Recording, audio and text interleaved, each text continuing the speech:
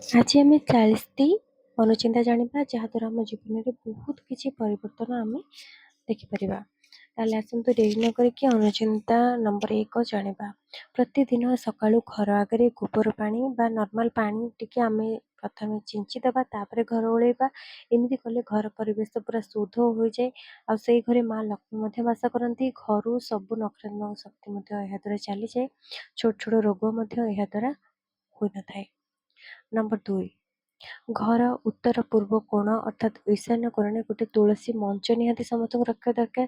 ଆଉ ସନ୍ଧ୍ୟାରେ ସେଠି ଦୀପ ଜଳିବା, ସକାଳେ ମା ତୁଳସୀଙ୍କର ପୂଜା କରିବା, ଜଳ ଅର୍ପଣ କରିବା। ଏମିତି କଲେ ଘରେ ସବୁବେଳେ ସୁଖ ଶାନ୍ତି ଆସିଥାଏ, ପରିବାରରେ ଝଗଡ଼ା ମଧ୍ୟ କମ୍ ହୋଇଥାଏ। ଅନୁଚିନ୍ତା ନମ୍ବର 3, ଘର ପୂର୍ବ ଦିଗରେ ବଡ଼ ଝରକା ସମସ୍ତଙ୍କୁ ରଖିବା ଦରକାର।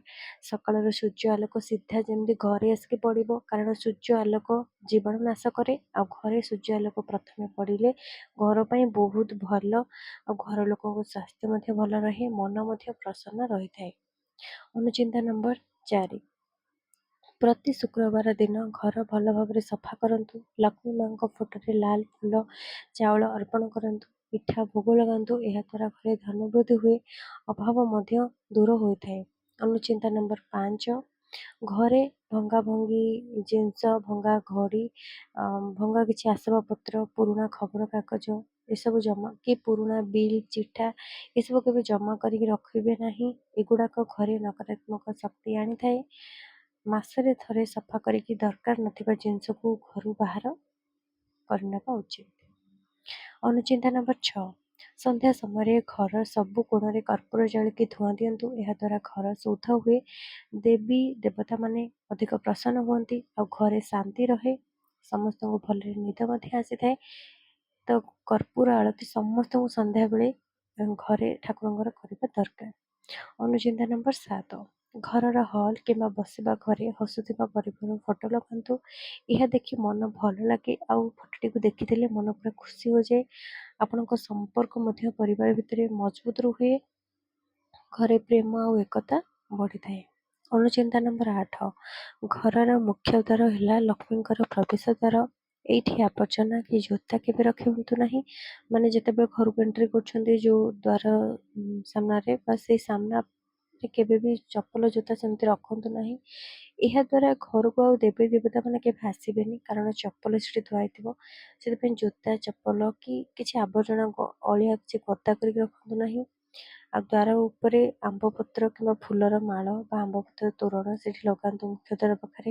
ଏହାଦ୍ୱାରା ଘରକୁ ଶୁଭ ଆସେ, ଶୁଭ ଶକ୍ତିମାନେ ଘରକୁ ଆସିଥାନ୍ତି।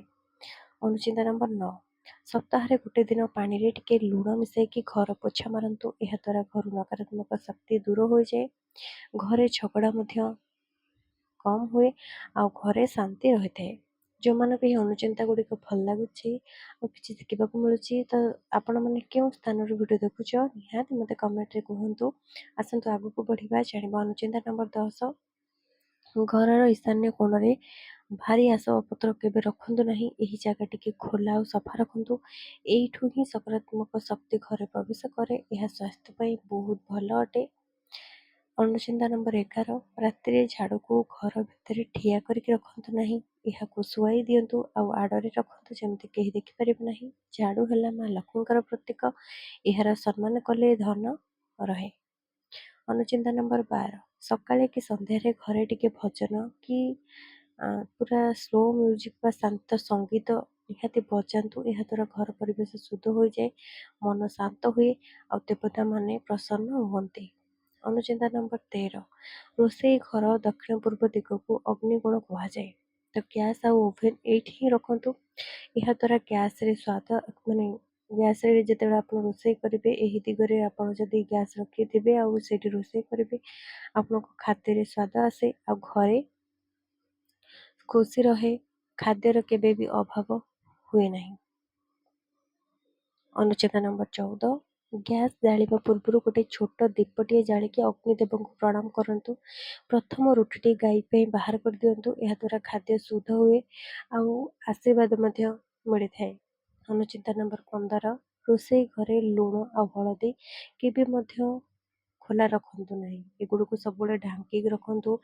ଯଦି ଆପଣମାନେ ଲୁଣ ଆଉ ହଳଦୀକୁ ରଖିବେ କାଚ ଜାର ଭିତରେ ତାହେଲେ ଏହା ବହୁତ ଭଲ। ଏହାଦ୍ୱାରା ନକାରାତ୍ମକତା ଦୂର ହୁଏ, ଖାଦ୍ୟ ବି ଶୁଦ୍ଧ ଆଉ ସୁରକ୍ଷିତ ରୁହେ, ଲୁଣ ମଧ୍ୟ ନଷ୍ଟ ହୁଏ ନାହିଁ, ହଳଦୀ ମଧ୍ୟ ନଷ୍ଟ ହୁଏ ନାହିଁ, ଭଲରେ ରହିଥାଏ। ଅନୁଚିନ୍ତା ନମ୍ବର 16, ରୋଷେଇ ଘର ସିଙ୍କ୍ ତଳେ ଆବର୍ଜନା କି ଅଇଁଠା ବାସନ ରଖନ୍ତୁ ନାହିଁ। ସବୁବେଳେ ସଫା ରଖନ୍ତୁ। ଏହାଦ୍ୱାରା ମା ଅନ୍ନପୂର୍ଣ୍ଣାଙ୍କ କୃପା ମିଳିଥାଏ। ଘରେ ଖାଦ୍ୟର ମଧ୍ୟ ଅଭାବ ହୁଏ ନାହିଁ। ଆପଣ ଯେତେବେଳେ ବି ଖାଇବା ଖାଉଛନ୍ତି ଅଇଁଠା ବାସନ ପକେଇକି ରଖିବେ ନାହିଁ। ନିଶ୍ଚୟ ତାକୁ ମାଜି ଦେଇକି ଧୁଆଧୁଇ କରିକି ରଖନ୍ତୁ। ଯଦି ମଜାମଜି ନ କରିପାରୁଛନ୍ତି ତାକୁ ପୁରା ପ୍ରଥମେ ପାଣିରେ ପୁଚୁରା ପୁଚୁରି କରିକି ଅଇଁଠା ଧୋଇ ଦେଇକି ସେମିତି ହିଁ ରଖନ୍ତୁ ପଛେ, କିନ୍ତୁ ଅଇଁଠା କେବେ ଲାଗିଥିବ ତାକୁ ସେମିତି ରଖନ୍ତୁ ନାହିଁ। ଅନୁଚିନ୍ତା ନମ୍ବର 17, ଚାଉଳ ଡାଲି ମସଲାକୁ ଗୋଟେ ଆଲମାରିରେ ସଜାଡ଼ିକି ରଖନ୍ତୁ। ଅସନା ରୋଷେଇ ଘରେ ଲକ୍ଷ୍ମୀ ରୁହନ୍ତି ନାହିଁ। ସଫା ରୋଷେଇ ଘରେ ରୋଗ ବି ହୁଏ ନାହିଁ, ତ ପରିବାର ସୁସ୍ଥ ରହେ। ସବୁବେଳେ ରୋଷେଇ ଘରକୁ ସଫାସୁତୁରା ରଖିବା ଦରକାର। ଅନୁଚିନ୍ତା ନମ୍ବର 18, ଖାଦ୍ୟ ତିଆରି କରିବା ପରେ ପ୍ରଥମେ ଠାକୁରଙ୍କୁ ଟିକେ ଭୋଗ ଲଗାନ୍ତୁ, ତାପରେ ପରିବାରଙ୍କ ସହ ବସିକି ଖାଆନ୍ତୁ। ଏହାଦ୍ୱାରା ଖାଦ୍ୟ ପ୍ରସାଦ ହୋଇଯାଏ, ଶରୀର ସୁସ୍ଥ ରୁହେ। ଆଉ ଯେଉଁଥିରେ ଆପଣ ରୋଷେଇ କରୁଛନ୍ତି ସେଇ ବାସନ କୁସନରେ ପିଆଜ ରସୁଣ ଆମିଷ କିଛି ବି ରୋଷେଇ ହେଇନଥିବ, ପୁରା ମାନେ ଯେଉଁଥିରେ କି ଆପଣ ଠାକୁରଙ୍କ ପାଇଁ ତିଆରି କରିବେ, ମାନେ ଭୋଗ ବନେଇବେ, କେବଳ ଆପଣ ସେଇ ଠାକୁରଙ୍କ ପାଇଁ ହିଁ ଖାଦ୍ୟ ବନେଇବେ। ଆପଣଙ୍କ ପାଇଁ ଯେଉଁଥିରେ ବନାଉଛନ୍ତି ପିଆଜ ରସୁଣ ଆମିଷ ଯଦି ଖାଉଛନ୍ତି ସେସବୁ ବାସନରେ ରୋଷେଇ କରିକି ଠାକୁରଙ୍କୁ ଭୋଗ ଲଗାନ୍ତୁ ନାହିଁ। ଏହାଦ୍ୱାରା ପାପ ଲାଗିଥାଏ, ଠାକୁରଙ୍କ ଅପମାନ ମଧ୍ୟ ହୋଇଥାଏ। ଅନୁଚିନ୍ତା ନମ୍ବର 19, ରୋଷେଇ ଘର କାନ୍ଥରେ ଅନ୍ନପୂର୍ଣ୍ଣା ମାଙ୍କର ଛୋଟ ଫଟୋଟିଏ ଲଗାନ୍ତୁ। ରୋଷେଇ ଆରମ୍ଭ କରିବା ପୂର୍ବରୁ ତାଙ୍କୁ ପ୍ରଥମେ ପ୍ରଣାମ କରନ୍ତୁ। ଏହାଦ୍ୱାରା ଘରେ କେବେ ଖାଦ୍ୟର ଅଭାବ ହୁଏ ନାହିଁ। ଅନୁଚିନ୍ତା ନମ୍ବର 20, ରାତିରେ ଶୋଇବା ପୂର୍ବରୁ ଗ୍ୟାସ୍ ଉପରୁ ତେଲ ଆଉ ଖାଦ୍ୟ ପୋଛି ଦିଅନ୍ତୁ। ବାସନ ସଫା କରିଦିଅନ୍ତୁ। ଅସନା ରୋଷେଇ ଘରେ ରାତିରେ ନକାରାତ୍ମକ ଶକ୍ତି ରୁହନ୍ତି। ସକାଳେ ଘର ଅଶୁଦ୍ଧ ଲାଗେ, ଅପରିଷ୍କାର ଲାଗେ, ଆଉ ସକାଳୁ ଉଠିବା ମାତ୍ରେ ଏତେ ସାରା ବାସନ ଦେଖିକି ମୁଣ୍ଡ ମଧ୍ୟ ଘୂରେଇଥାଏ, ଚିନ୍ତା ମଧ୍ୟ ଲାଗେ। ଶୋଇବା ଆଗରୁ ପ୍ରଥମେ ଆପଣ ଗ୍ୟାସ୍କୁ ପୋଛିଦେବେ, ସ୍ଲାବ୍ ସବୁ ସଫା କରିଦେବେ, ବାସନ କୁସନ ସଫା କରିକି ଶୋଇବା ଦରକାର। ଅନୁଚିନ୍ତା ନମ୍ବର 21, ରୋଷେଇ ଘରେ ପାଣି ରଖିବା ପାତ୍ର କେବେ ଖାଲି ରଖନ୍ତୁ ନାହିଁ। ଏହା ଧନ ଆଉ ଶାନ୍ତିର ପ୍ରତୀକ ଅଟେ। ପାତ୍ର ପୁରା ଥିଲେ ଘରେ ବରକତ ରହେ, ପରିବାରରେ ସୁଖ ରହେ।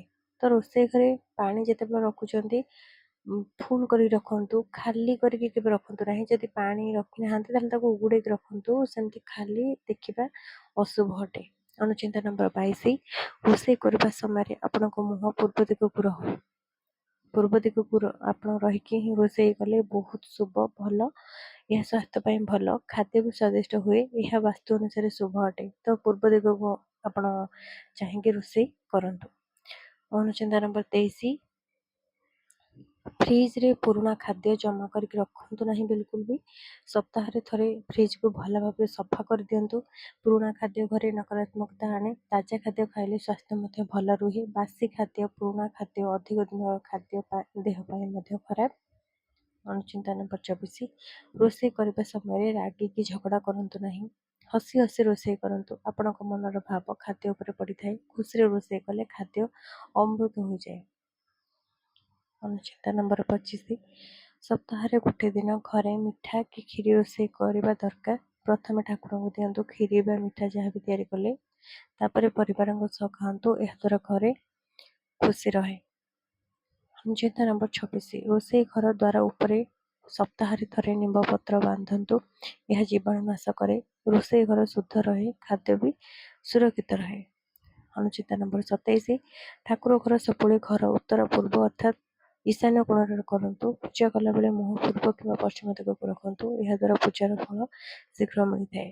ଅନୁଚିନ୍ତା ନମ୍ବର 28, ଠାକୁର ଘରେ କେବେ ଭଙ୍ଗା ମୂର୍ତ୍ତି କି ଧୂଳି ପଡ଼ିଥିବା ଫଟୋ ରଖନ୍ତୁ ନାହିଁ। ପ୍ରତିଦିନ ସକାଳୁ ସଫା କରିଦିଅନ୍ତୁ। ଫୁଲ ଆଉ ଜଳ ଅର୍ପଣ କରନ୍ତୁ। ଏହାଦ୍ୱାରା ଦେବତା ପ୍ରସନ୍ନ ହୋଇଥାନ୍ତି। ଆପଣ ଠାକୁର ଘରେ କେବେ ବି ଧୂଳି ଜମିବାକୁ ଦିଅନ୍ତୁ ନାହିଁ। ଏକ କପଡ଼ା ରଖନ୍ତୁ, ସବୁବେଳେ ଧୂଳି ସଫା କରନ୍ତୁ, ଠାକୁରଙ୍କ ଆସନ ସଫା କରନ୍ତୁ। ବୁଧବାର ହେଉଛି ସବୁଠାରୁ ଭଲ ଦିନ, ଯେଉଁଦିନ ଆମେ ଠାକୁର ଘରକୁ ପୁରା ନିଟ୍ ଆଣ୍ଡ କ୍ଲିନ୍ କରିପାରିବା। ଆଉ ସବୁବେଳେ ଆମେ ଟିକେ ଟିକେ ପୋଛା ମାରିବା ଗଙ୍ଗା ଜଳରେ। ଏହାଦ୍ୱାରା ଶୁଦ୍ଧତା ରହିଥାଏ, ଘରେ ଦେବତାମାନେ ଖୁସି ହୁଅନ୍ତି, ବାସ କରନ୍ତି। ଅନୁଚିନ୍ତା ନମ୍ବର 29, ପୂଜା ଘରେ ଗୋଟେ ପିତ୍ତଳ କିମ୍ବା ରୂପାର ଘଣ୍ଟି କିମ୍ବା ଶଙ୍ଖ ନିହାତି ରଖନ୍ତୁ। ପୂଜା ସମୟରେ ଘଣ୍ଟି ବଜାଇଲେ ନକାରାତ୍ମକ ଶକ୍ତି ପଳାଏ, ଘରେ ସକାରାତ୍ମକତା ରହେ। ସବୁବେଳେ ଘରେ ଘଣ୍ଟି, ଘଣ୍ଟ, ଶଙ୍ଖ ଏସବୁ ବାଜିଲେ, ଦୀପ ଜଳିଲେ ଘରେ କେବେ ବି ଖରାପ ଶକ୍ତି ରହିବେ ନାହିଁ। ଅନୁଚିନ୍ତା ନମ୍ବର 30, ଠାକୁର ଘରେ ଦେଶୀ ଘିଅର ଦୀପ ଓ ଧୂପକାଠି ଜଳାନ୍ତୁ। ସନ୍ଧ୍ୟାରେ କର୍ପୂର ଆଳତି କଲେ ଘରେ ଶାନ୍ତି ସମୃଦ୍ଧି ଆସେ, ମନ ଶାନ୍ତ ହୁଏ। ଠାକୁର ଘର ତଳେ କିମ୍ବା ଉପରେ ଶୋଇବେ ନାହିଁ ଓ ଜୋତା ଚପଲ ରଖିବେ ନାହିଁ। ଏହା ସବୁଠୁ ବଡ଼ ଅପରାଧ ଅଟେ। ଠାକୁରଙ୍କର ସମ୍ମାନ କରିବା ଦରକାର। ପ୍ରତି ଗୁରୁବାର ଠାକୁର ଘରେ ହଳଦିଆ କପଡ଼ା ପକାଇ କଦଳୀ ଆଉ ଚଣା ଡାଲି ଭୋଗ ଲଗାନ୍ତୁ। ଏହାଦ୍ୱାରା ଗୁରୁ ଆଉ ବିଷ୍ଣୁଙ୍କ କୃପା ମିଳେ, ଅଭାବ ମଧ୍ୟ ଦୂର ହୋଇଥାଏ। ପୂଜା ଘରେ ତୁଳସୀ ମାଳା, ରୁଦ୍ରାକ୍ଷ ମାଳା ରଖନ୍ତୁ। ପୂଜା କଲାବେଳେ ଏଗୁଡ଼ିକ ବ୍ୟବହାର କରନ୍ତୁ। ଏହାଦ୍ୱାରା ମନ ଏକାଗ୍ର ହୁଏ, ପୂଜାର ଫଳ ମଧ୍ୟ ଅଧିକ ମିଳିଥାଏ। ଅନୁଚିନ୍ତା ନମ୍ବର 34, ଠାକୁର ଘରେ ପାଣି ପାତ୍ର ସବୁବେଳେ ପୂରା କରି ରଖନ୍ତୁ। ଶୁଖିଲା ଫୁଲ ସଙ୍ଗେ ସଙ୍ଗେ ବାହାର କରିଦିଅନ୍ତୁ। ଅଶୁଦ୍ଧ ଜିନିଷ ରଖିଲେ ପୂଜା ଫଳ ହୁଏ ନାହିଁ। ତ ଆମେ ସକାଳେ ଯେଉଁ ଫୁଲ ଦେଇଥାଉ ଠାକୁରଙ୍କୁ, ସନ୍ଧ୍ୟା ବେଳକୁ ତାହା ମଉଳି ଯାଇଥାଏ, ତାକୁ ବାହାର କରିନେବା ଦରକାର। ଯଦି ତାଜା ଫୁଲ ଆପଣ ପାଉଛନ୍ତି ଉପରବେଳା, ସନ୍ଧ୍ୟା ପୂର୍ବରୁ ତୋଳିକି ଆଣିକି ତାଜା ଫୁଲ ମଧ୍ୟ ସନ୍ଧ୍ୟାରେ ଦେଇପାରିବେ, କିନ୍ତୁ ମଉଳ ଫୁଲକୁ ସନ୍ଧ୍ୟା ଦେବା ଆଗରୁ ନିଶ୍ଚୟ ବାହାର କରିନେବା ଉଚିତ। ଅନୁଚିନ୍ତା ନମ୍ବର 35, ସକାଳେ ସ୍ନାନ କରିକି ପବିତ୍ର ହୋଇକି ପୂଜା କରନ୍ତୁ। ଅଇଁଠା ହାତରେ ଠାକୁରଙ୍କୁ ଛୁଅଁ ନାହିଁ। ମନରେ ଭକ୍ତି ରଖି ମନ୍ତ୍ର ଜପ କରନ୍ତୁ। ଅନୁଚିନ୍ତା ନମ୍ବର 36, ଘରେ ଗୋଟେ ଛୋଟ ଦାନ ପେଟି ରଖନ୍ତୁ। ସପ୍ତାହରେ ଥରେ ସେଥିରେ ଟିକେ ଚାଉଳ କି ଟଙ୍କା ନିହାତି ପକାନ୍ତୁ। ଟଙ୍କାଟିଏ ହେଲେ ମଧ୍ୟ ପକାନ୍ତୁ। ମାସ ଶେଷରେ ଗରିବ କି ମନ୍ଦିରଙ୍କୁ ସେସବୁ ଦାନ କରିଦିଅନ୍ତୁ। ଏହାଦ୍ୱାରା ଘରେ ଖୁସି ବଢ଼େ, ମା ଲକ୍ଷ୍ମୀ ମଧ୍ୟ ଖୁସି ହୋଇଥାନ୍ତି। ଅନୁଚିନ୍ତା ନମ୍ବର 37, ରାତିରେ ଶୋଇବା ପୂର୍ବରୁ ଘରର ମୁଖ୍ୟ ଦ୍ୱାର ବନ୍ଦ କରିକି ପ୍ରଣାମ କରନ୍ତୁ। ମନରେ କୁହନ୍ତୁ, ଜଗନ୍ନାଥ ଘର ରକ୍ଷା କର। ଏହାଦ୍ୱାରା ଘର ସୁରକ୍ଷିତ ରହେ, ନକାରାତ୍ମକ ଶକ୍ତି ଘରେ ପଶିପାରେ ନାହିଁ। ଅନୁଚିନ୍ତା ନମ୍ବର 38, ଘରେ ପ୍ରତ୍ୟେକ ଦିନ ଗୋଟିଏ ସମୟ ପରିବାର ସହ ବସନ୍ତୁ। ସନ୍ଧ୍ୟାରେ 10 ମିନିଟ୍ ସମସ୍ତେ ମିଶି ବସନ୍ତୁ। ଦିନର କଥା ଆଲୋଚନା କରନ୍ତୁ। ଏହାଦ୍ୱାରା ସମ୍ପର୍କ ମଜବୁତ ହୁଏ, ଘରେ ସମସ୍ତଙ୍କ ଭିତରେ ସମ୍ପର୍କ ଭଲ ରହେ। ଅନୁଚିନ୍ତା ନମ୍ବର 39, ଘର ଝରକା ଆଉ ଦ୍ୱାର ଉପରେ ତୋରଣ ଲଗାନ୍ତୁ। ଆମ୍ବ ପତ୍ର କି ଫୁଲର ତୋରଣ ଘର ମୁଖ୍ୟ ଦ୍ୱାର ଉପରେ ଲଗାନ୍ତୁ। ପ୍ରତି ସପ୍ତାହରେ ବଦଳାନ୍ତୁ। ଏହାଦ୍ୱାରା ଘରେ ଶୁଭ ଆସେ ଆଉ ଦେବୀ ଦେବତାମାନେ ପ୍ରସନ୍ନ ହୁଅନ୍ତି। ଶେଷ ଅନୁଚିନ୍ତା ବା 40 ନମ୍ବର ଅନୁଚିନ୍ତା, ଶନିବାର ଦିନ ଘରକୁ ସଫାସଫି କରି ବରଗଛ ତଳେ ଦୀପଟିଏ ଜାଳନ୍ତୁ। ଶନିବାର ଦିନ ଘର ଭଲ କରି ସଫା ନିହାତି କରନ୍ତୁ। ସନ୍ଧ୍ୟାରେ ବରଗଛ ତଳେ ସୋରିଷ ତେଲର ଦୀପ ଜାଳନ୍ତୁ। ଏହାଦ୍ୱାରା ଶନିଙ୍କର ଦୋଷ ଦୂର ହୁଏ, ଘରେ ଶାନ୍ତି ଆସେ। ଯେଉଁମାନେ ଆଜିର ଏହି 40ଟି ଅନୁଚିନ୍ତା ଶୁଣିଲେ ଆଉ ଦେଖିଲେ, ସମସ୍ତଙ୍କୁ ହୃଦୟରୁ ବହୁତ ବହୁତ ଧନ୍ୟବାଦ। ଆପଣମାନେ ଶେଷ ପର୍ଯ୍ୟନ୍ତ ଧୈର୍ଯ୍ୟର ସହିତ ଭିଡ଼ିଓଟି ଦେଖିଥିବାରୁ ବହୁତ ବହୁତ ଧନ୍ୟବାଦ। ତ ଆପଣମାନେ ଏହି ଭିଡ଼ିଓଟିକୁ ଚାହିଁଲେ ଆପଣଙ୍କ ସାଙ୍ଗମାନଙ୍କ ସହିତ ମଧ୍ୟ ସେୟାର କରିପାରିବେ। ଯଦି ଏମିତି ଶିକ୍ଷଣୀୟ ଭିଡ଼ିଓ ଯେଉଁମାନେ ପ୍ରଥମ ଥର କରି ମୋ ଚ୍ୟାନେଲକୁ ଆସିଛନ୍ତି, ଯଦି ସବୁଦିନ ଦେଖିବାକୁ ଚାହୁଁଛ, ଆମ ଚ୍ୟାନେଲକୁ ସବସ୍କ୍ରାଇବ୍ ମଧ୍ୟ କରିପାରିବ। କମେଣ୍ଟରେ ସମସ୍ତେ ଜୟ ଶ୍ରୀ ଜଗନ୍ନାଥ ଲେଖିଦେବେ। ଆଜି ପାଇଁ ଏତିକି, ରହିଲି। ଜୟ ଜଗନ୍ନାଥ। ଧନ୍ୟବାଦ।